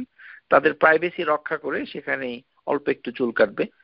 আর পুরুষরা যখন চুলটা কামাবে তখন তাদের মাথাটা ডান দিক থেকে প্রথমে কামাতে হবে। হাদিসের ভিতরে এসেছে, ক্বাল লিল হাল্লাক খুয, নবী সাল্লাল্লাহু আলাইহি সাল্লাম নাপিতকে বললেন, এই তুমি কাটা শুরু করো। ও আশারা ইলা জানিবিহিল আইমান, তিনি মাথার ডান দিকে ইশারা করলেন। সুম্মাল আইসার, তারপরে তিনি বাম দিকে ইশারা করলেন। সুম্মা জাআলা ইউতি ইন্নাস, তারপরে তিনি চুলটাকে মানুষের কাছে দান করে দিলেন। তার মানে ডান দিকে চুল কাটতে হয়। এটা অনেক সময় এই যে হজের সময় যারা নাপিত থাকে তাড়াহুড়া করে, তারা মানে ডান দিকে কাটতে ভুলে যেতে পারে। সেই কারণে হাজি যারা তারা তাদেরকে মনে করিয়ে দিলে তখন তারা সঠিকভাবে চুল কাটতে পারবে এবং রহমতটা পুরোপুরি পাবে। হজের ভিতরে আরেকটি জায়গায় আমরা রহমত কামনা করি, সেটি হচ্ছে যখন আমরা সাফা মারওয়ার ভিতরে সাই করি তখন। এর একটি দোয়া এসেছে হাদিসের ভিতরে, যেটি ইবনে আবি শাইবা মুসান্নাফ গ্রন্থে ইবনে মাসউদ থেকে সাহাবীদের থেকে এই দোয়াটা সাবিত হয়েছে, সহিভাবে এসেছে। রাব্বিগফির ওয়ারহাম ইন্নাকা আনতাল আইজ্জুল আকরাম, রাব্বিগফির ওয়ারহাম ইন্নাকা আনতাল আইজ্জুল আকরাম। তাহলে হজের ভিতরেও রহমত চাইতে হয়। নামাজের ভিতরে যেমন 2 সেজদার মাঝখানে আমরা আল্লাহুম্মা গফিরলি ওয়ারহামনি, আল্লাহুম্মা গফিরলি ওয়ারহামনি বলে দোয়া করছি, তেমনি হজে সাফা মারওয়ার মাঝখানে সহি দোয়াটা এসেছে, সেটা আপনাদের মুখস্থ করতে হবে। যে এখানে আল্লাহুম্মা শব্দটার বদলে রাব্বি এসেছে, রাব্বিগফির। এখানে রাব্বিগফির, এখানে লি কথাটা নাই, রাব্বিগফির ওয়ারহাম ইন্নাকা আনতাল আইজ্জুল আকরাম, এভাবে পড়তে হবে। এটি মানাসিকাল হাজ আল উমরা শেখ আলবানী তিনি সহি বলেছেন। তাহলে আমরা সহি হাদিসের আলোকে যে হজ এবং নামাজ এবং সিয়াম এবং যাকাত এর রহম আমরা কিভাবে পেতে পারি সেটা আমরা আলোচনা করেছি। যে যে রহম পেতে গেলে আমাদেরকে অবশ্যই এই 5টা কাজ করতে হবে। তার ভিতরে যাকাত দেওয়ার সময় আপনাদেরকে মুখে কিছু বলতে হবে না। যাকাত হচ্ছে একটি কর্মগত আমাল, সেটা আপনাকে দিতে হবে। এটা মুখে বলতে হবে না যে আপনাকে যাকাত দিচ্ছি, এমনটি নয়, আপনি শুধু তাকে দিয়ে দিবেন। নামাজের ক্ষেত্রে পর্যায়ক্রমে অনেক কথা এসেছে, যেই কথাগুলো যে আমরা নামাজে যখনই প্রবেশ করি তখন আমরা মসজিদে যখন প্রবেশ করি তখন আমরা কি, তখন আমরা আল্লাহর রহমত চাই। যে হাদিসের ভিতরে এসেছে আল মালাইকাতু তুসাল্লি আলা আহাদিকুম মা দামা ফি মুসাল্লাহু আল্লাযী সাল্লা ফীহি মা লাম ইউহদিস তাকুলু আল্লাহুম্মা ইগফির লাহু আল্লাহুম্মা আরহামহু। সুবহানাল্লাহ। আমরা যখন মসজিদে যাই, মনে করেন আপনি একটা মসজিদে গেলেন, এক ওয়াক্তের নামাজ আপনি শেষ করে ফেলেছেন। আপনি যদি মসজিদের ভিতরে চুপচাপ বসে থাকেন, অন্য আরেকটা নামাজের জন্য অপেক্ষা করেন, তাহলে ফেরেশতারা আপনার জন্য রহমতের দোয়া করে। সুবহানাল্লাহ, ফেরেশতারা দোয়া করে। আমি দোয়া করলে সেটা কবুল হবে কিনা সেটা আল্লাহই ভালো জানে, কিন্তু ফেরেশতারা দোয়া করে। এই হাদিসটা এসেছে রাওয়াহুল বুখারী হাদিস নাম্বার 445, ও মুসলিমে এসেছে হাদিস নাম্বার 649। এখানে বলা হচ্ছে যে ফেরেশতারা আল মালাইকাতু তুসাল্লি আলা আহাদিকুম মা দামা ফিস মুসাল্লা, যারা নামাজের অপেক্ষায় মসজিদে বসে থাকে, এক নামাজ পড়লো আরেক নামাজের জন্য বসে থাকে, আল্লাযী সাল্লা ফীহি, তারা নামাজ পড়েছে কিন্তু আরেকটি নামাজের জন্য অপেক্ষা করছে, মা লাম ইউহদিস, যদি তারা এর ভিতরে কোনো কথা না বলে, অথবা ইউহদিস হচ্ছে উযু না ভাঙে। এখানে হাদাস শব্দটা হচ্ছে যে তার উযু যদি না ভাঙে, কথা হিসাবে হবে না। এটা কথা হিসাবে নয়, আমি এটা ভুল বলেছি। এটি হবে মা লাম ইউহদিস, হাদাস হচ্ছে উযু ভেঙে যাওয়া। যদি তার উযু না ভাঙে, উযু ভাঙ্গা পর্যন্ত তার জন্য ফেরেশতারা মসজিদে বসে যে অপেক্ষা করছে নামাজের জন্য, তাদের জন্য 2টা কথা বলে ফেরেশতা। কি বলে? আল্লাহুম্মা ইগফির লাহু আল্লাহুম্মা আরহামহু। সুবহানাল্লাহ। ফেরেশতারা একই কথা বলে যে হে আল্লাহ, তাকে মাফ করে দাও আর তার উপর রহম করো। সুবহানাল্লাহ। আপনারা মাঝে মাঝে সময় পেলে মসজিদের ভিতরে এইভাবে শীতকালে, বিশেষ করে শীতকালে যখন নামাজের সময়টা কাছাকাছি হয়, তখন আসরের নামাজের সময় গেলেন, একেবারে মাগরিব পড়ে চলে আসলেন, তাহলে ওই 2 নামাজের মাঝখানে যদি আপনার উযু না ভাঙে, তাহলে ওই সারাক্ষণ আপনার জন্য ফেরেশতারা দোয়া করবে, বলবে কি আল্লাহুম্মা ইগফির লাহা আল্লাহুম্মা আরহামহা আল্লাহুম্মা ইগফির লাহু ওয়ারহামহু। ফেরেশতারা তার জন্য এই দোয়া করতে থাকে। এটা আমরা হাদিসের ভিতরে পেয়ে যাচ্ছি। সুতরাং নামাজের ক্ষেত্রে রহম, নামাজের অপেক্ষা করলেই রহম পাওয়া যায়। নামাজের জন্য রহম পাওয়ার অনেক হাদিস আছে। যেমন স্বামী স্ত্রী তারা যদি একে অপরকে তাহাজ্জুদের নামাজের জন্য ঘুম থেকে তুলে দেয় একে অপরকে, তাহলে উভয়ের উপরে আল্লাহ রহমত পাঠান। Spouse wife and husband, vice versa. রাহিমাহুল্লাহু রাজুলান, আল্লাহ রহম ওই ব্যক্তির প্রতি, কামা মিনাল লাইল ফাসাল্লা, যে ব্যক্তি রাতে দাঁড়িয়ে নামাজ পড়ে, ওয়া আইকাযা আমরাতাহু, এবং সে তার ওয়াইফকে জাগিয়ে তোলে, ফা ইন আবতা নাদহা ফি ওয়াজহিহাল মা, এবং তার মুখে পানির ছিটা দেয়। নাদাহ মানে হচ্ছে পানির ছিটা দেওয়া, পানি ঢেলে দেওয়া না। মানে এখানে অবশ্যই ওয়াইফকে আগে বলতে হবে বিল হিকমাতি, যে আমি কিন্তু ঘুম থেকে তোলার সময় হাদিসের উপর আমল করতে গিয়ে আমি একটু পানির ছিটা দিব। কিন্তু ওয়াইফ যদি ওইটাকে মানে সেভাবে তারপরে ঝগড়াঝাটি শুরু করলে কোনো রহম আসার সম্ভাবনাটা কমে যাবে। হাদিসের ভিতরে এসেছে একে অপরকে তাআনুল আলাল বিররি ওয়াত তাকওয়া, তোমরা একে অপরকে তাকওয়া এবং বিররু এটার প্র্যাকটিস করার জন্য তাআউন করো। তাআউন একে অপরকে হেল্প করতে হবে, ভাইস ভার্সা। কিন্তু আলোচনা না করে পানি টানি দিলে ঝগড়াঝাটি হয়ে মহা সমস্যা দেখা দিতে পারে, এটা বলাই বাহুল্য। রাহিমাহুল্লাহ ইমরাআতান, ওই মহিলাকে, ওই ওয়াইফকে আল্লাহ রহম পাঠান, কামাত যে দাঁড়িয়ে নামাজ পড়ে, মিনাল লাইল ফাসাল্লাত সে নামাজ পড়ে, ওয়া আইকাযাত যাওজাহা ফাইন্না আবা নাদহাত ফি ওয়াজহিল মা। এই হাদিসটা আবু দাউদে এসেছে, হাদিস নাম্বার 1308, সহিহ শেখ আল আলবানী রাহমাহুল্লাহ তাআলা। তার মানে নামাজের জন্য নামাজ পড়ার পরে এখানে হাদিস লক্ষ্য করেন, প্রথমে কিন্তু ওয়াইফ যদি উঠে তাহলে নিজে আগে নামাজ পড়বে। এটার মানে এই নয় যে দুইজনে একত্রে নামাজ পড়বে, এটা বোঝানো হয়নি। এখানে হাদিসের ভিতরে বলা হচ্ছে কামাত ফাসাল্লা, মানে সে কামাত মিনাল লাইল ফাসাল্লাত, সে নামাজ পড়লো। প্রথমে সে দাঁড়িয়ে নামাজ পড়লো, এবং তাকে জাগালো। তার মানে আগে নামাজ পড়তে হবে, তারপরে জাগাইতে হবে। মানে এটার মানে হচ্ছে যে কিছুক্ষণ নামাজ পড়ে তারপরে জাগালো, এই এরকম, এটাই উত্তম।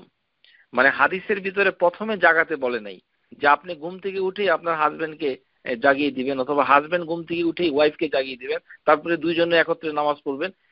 এটাও করা যায়, কোনো অসুবিধা নেই, কিন্তু হাদিসে এইভাবে বলা হয়নি। হাদিসে বলা হচ্ছে যে আপনি আগে চুপে চুপে আল্লাহর কাছে সুন্দর করে নিজে শান্ত স্থির ভাবে নামাজ পড়ুন, তারপরে যখন নামাজ থেকে ফারেক হন, একটু অবসর নেন, তখন আপনার স্পাউসকে জাগিয়ে দিন। তাহলে রাহিমাহুল্লাহ রাজুলান রাহিমাহুল্লাহ ইমরাতান, যে তাহলে ওই পুরুষ এবং মহিলার উপরে আল্লাহর রহমত আসবে। এটি হচ্ছে রহমত পাওয়ার জন্য একটি উত্তম উপায়, যেটা নামাজের সাথে আমরা দেখতে পেলাম।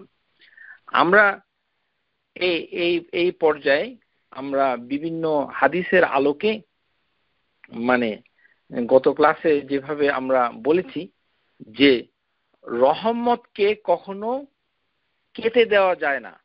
মানে আমরা যে একটা দুর্বল হাদিস আলোচনা করলাম যে রোজার মাসে প্রথম 10 দিন রহমত, এই কথা বলা যায় না, সেটা আলোচনা করেছি। সেটা আমরা অন্য যে হাদিস, যেটা আমরা সেই বেদুইনের হাদিস, যেখানে রাসূলুল্লাহ সাল্লাল্লাহু আলাইহি সাল্লাম মানে আশ্চর্য হয়েছিলেন, বেদুইন যখন দোয়া করেছিল আল্লাহুম্মা ইরহামনি মুহাম্মাদান ওয়ালা তারহাম মা'না আহাদান, এই দোয়া করেছিল যে ও আল্লাহ আমাকে আর মুহাম্মদকে মানে রহম করো, আর কাউকে রহম করো না।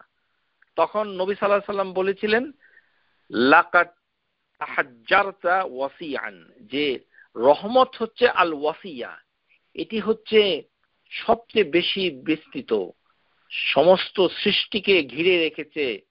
এই মানে তার রহমান, তার রহিম, তার রহমত সমস্ত সৃষ্টিকে ঘিরে রেখেছে। সুতরাং এই রহমতকে কেটে দেওয়া যায় না। লাকাদ তাহাজ্জারতা ওয়াসিয়ান, সে এই বড় একটা জিনিসকে কেটে দিয়েছে। এই কারণেই রোজার মাসে 10 দিনে রহমত হয় মাত্র, রহমতকে এইভাবে কাটা যায় না, এই কথা বলা অত্যন্ত জঘন্য, কেননা অনেক হাদিস এর বিপরীতে এসেছে। সুতরাং আল্লাহর রহমতকে এইভাবে কেটে দেওয়া যায় না। আশা করি বুঝতে পেরেছেন। আমরা শুধু একটা কথাই বলতে চাই যে ওই যে গত ক্লাসে আমরা বলেছিলাম তুরহামুন, যে যে যখন আমরা কোরআনের দৃষ্টিতে কিভাবে আমরা মানে এই পেতে পারি, রহমত পেতে পারি। একটি আমরা আলোচনা করেছি যে কোরআন শুনলে আমরা রহমত পেতে পারি। প্রিয় শ্রোতা, আপনাদেরকে অনুরোধ করছি, আপনারা ইচ্ছা করলে কোরআন শ্রবণ করার একটা সুন্নাহ জীবিত করতে পারেন আপনাদের ব্যক্তিগত জীবনে। এটা আমাদের সমাজে একেবারেই নাই। আমরা কেউ অন্যের পড়া শুনতে চাই না, এটা খারাপ। আপনার মানে কারোর কণ্ঠে কোরআন খুব সুন্দর পড়ে এই কারণে শুনবেন তা নয়। যে কোনো কোরআন পাঠকে যদি মনোযোগ দিয়ে শুনেন, কাউকে যদি বলেন যে আপনি কি আমার জন্য একটু কোরআন পড়বেন, তাহলে আপনি শুনবেন। এই শোনাটা হচ্ছে সুন্নাহ, এই শোনাটা হচ্ছে সুন্নাহ। হাদিসের ভিতরে এসেছে, যেমন ইবনে মাসউদ রাদিয়াল্লাহু তাআলা আনহু, তিনি একবার মানে এক জায়গায় ছিলেন, তখন রাসূলুল্লাহ সাল্লাল্লাহু আলাইহি ওয়াসাল্লাম বলছেন, ক্বালা লি রাসূলুল্লাহ ইকরা আলাইয়া। ইবনে মাসউদকে আল্লাহ রাসূল বললেন, তুমি আমার জন্য পড়ো। এই যে আমার জন্য পড়ো, এই কথা কোনো মুসলমান ভাই অথবা বোনকে বলা হচ্ছে সুন্নাহ। আমাদের সমাজে এটা নাই, মানে নাই, এটা নাই বললেই চলে। মসজিদে গেলে যদি কোনো লোক পান, অথবা অনেক সময় মসজিদে না গিয়ে আপনারা বাসায় বাচ্চাদেরকে বলতে পারেন। বাচ্চাদেরকে শনিবার রবিবার অথবা ছুটির দিনে বাচ্চাদেরকে বলেন, তুমি একটু কোরআন পড়ো তো, আমি একটু শুনি। এই যে কোরআন পড়ো, আমি একটু শুনি, এই কথাটা বলা হচ্ছে সুন্নাহ। তারপরে কেননা রাসূলুল্লাহ সাল্লাল্লাহু আলাইহি ওয়াসাল্লাম নিজে এটা আমল করেছেন। তিনি ইবনে মাসউদকে বলছেন, ইকরা আলাইয়া। কুলতু, ইবনে মাসউদ বলছে, আকরাউ আলাইক ওয়া আলাইকা উনজিল, যে আমি আপনার উপরে, আপনার কাছে কোরআন পাঠ করব, আর কেননা এটা আপনার উপরে নাজিল হয়েছে। তিনি অবাক হয়েছে। ক্বাল ফাইন্নী উহিব্বু আন আসমা'হু মিন গায়রি, আমি অন্যের কাছ থেকে কোরআন শোনাটাকে অত্যন্ত পছন্দ করি। সুবহানাল্লাহ। নবী সাল্লাল্লাহু আলাইহি ওয়াসাল্লাম অন্যের কাছ থেকে কোরআন শোনাটাকে পছন্দ করতেন। আমরা অন্যের কাছ থেকে কোরআন শুনতে চাই না, মানে উল্টা হয়ে গেছে। সবাই পড়তে চাই, এই পড়ার প্রতিযোগিতা চলছে, এটি ঠিক নয়। শুনতে হবে।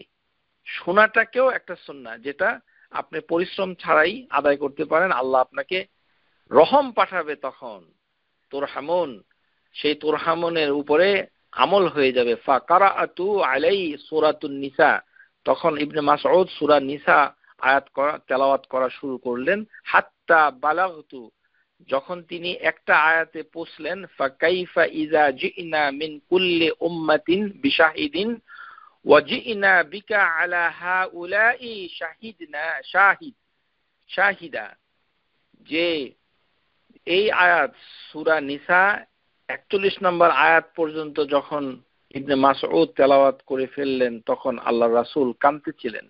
কেননা এখানে বলা হচ্ছে ফাকাইফা ইযা জিনা মিন কুল্লি উম্মাতিন, যখন প্রত্যেক উম্মতকে মানে তার সাক্ষী হিসাবে নিয়ে আসা হবে, এবং ওয়াজিনা বিকা আলা, এবং আমাকে নিয়ে আসা হবে এই উম্মতের বিরুদ্ধে সাক্ষী দেওয়ার জন্য, তখন কি হবে? হাউলাই শাহিদা, তখন কি হবে? এই কথা যখন কোরআনের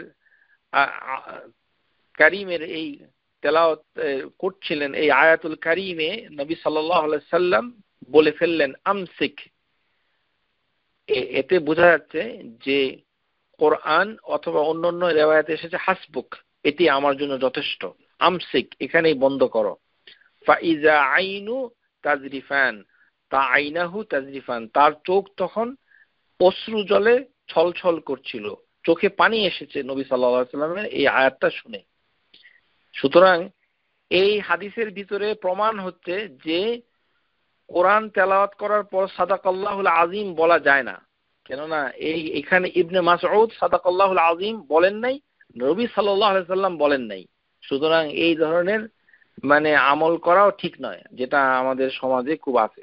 সাদাকাল্লাহুল আযীম মানে হচ্ছে আল্লাহুল আযীম সত্য বলেছেন। আরে আল্লাহ সুবহানাহু ওয়া তাআলা তো নিজেই আল হক, তার কালামুল্লাহ, এটা তো সত্য আছেই। এটা আমি আবার কেন বলছি যে এটা আল্লাহ সত্য বলেছেন, নাকি আল্লাহ অন্য কিছু বলেন? সাদাকাল্লাহু মানে হচ্ছেন আল্লাহ মানে সত্য কথা বলেছেন, এই কথাটার মানে হচ্ছে সাদাকাল্লাহু। সুতরাং কোরআন তেলাওয়াত করে সাদাকাল্লাহু বলা যায় না। আশা করি আপনারা কেউ বলবেন না, আর কেউ বললে তাকে সুন্দর করে বুঝিয়ে বলবেন যে হাদিসের ভিতরে এই ধরনের কোনো ইঙ্গিত পাওয়া যায় না। সাহাবীরা যখন কোরআন তেলাওয়াত শেষ করেছে অথবা নবী সাল্লাল্লাহু আলাইহি ওয়াসাল্লাম যখন শুনেছেন, তারা কেউই তাকে বলতে বলেনি যে সাদাকাল্লাহ বলেন। প্রিয় শ্রোতা, আমরা আবারও বলছি যে এই যে রহমা, এই রহিম, এই রহমান, এই কথাটুকু আল্লাহ সুবহানাহু ওয়া তাআলা অত্যন্ত গুরুত্ব দিয়ে তিনি মানে মানে তৈরি করেছেন। আর তিনি নিজে বলেছেন যে যখন তিনি জরায়ু তৈরি করলেন, ইউটেরাস, হাদিসের ভিতরে এসেছে, এটি বুখারীর হাদিস, খালাকাল্লাহু খালকা ফালাম্মা ফারাগা মিনহু, যখন তিনি জরায়ু তৈরি করলেন, আল্লাহ সুবহানাহু ওয়া তাআলা নিজে তিনি সমস্ত সৃষ্টি যখন তৈরি করলেন, তখন জরায়ু আল্লাহর সাথে কথা বলেছে। সুবহানাল্লাহ। কামিতুর রাহিমু ফাআখায, আল্লাহ সুবহানাহু ওয়া তাআলার কাছে জরায়ু কথা বলেছে। ফাকালা লাহু মা, যে তোমার কি হলো? জরায়ুকে আল্লাহ জিজ্ঞাসা করেছে যে তুমি কি কি কি কি বলতে চাও? ক্বালাত হাযা মাকামুল আইযি বিকে মিনাল কাতিইয়া, যে আমি হচ্ছি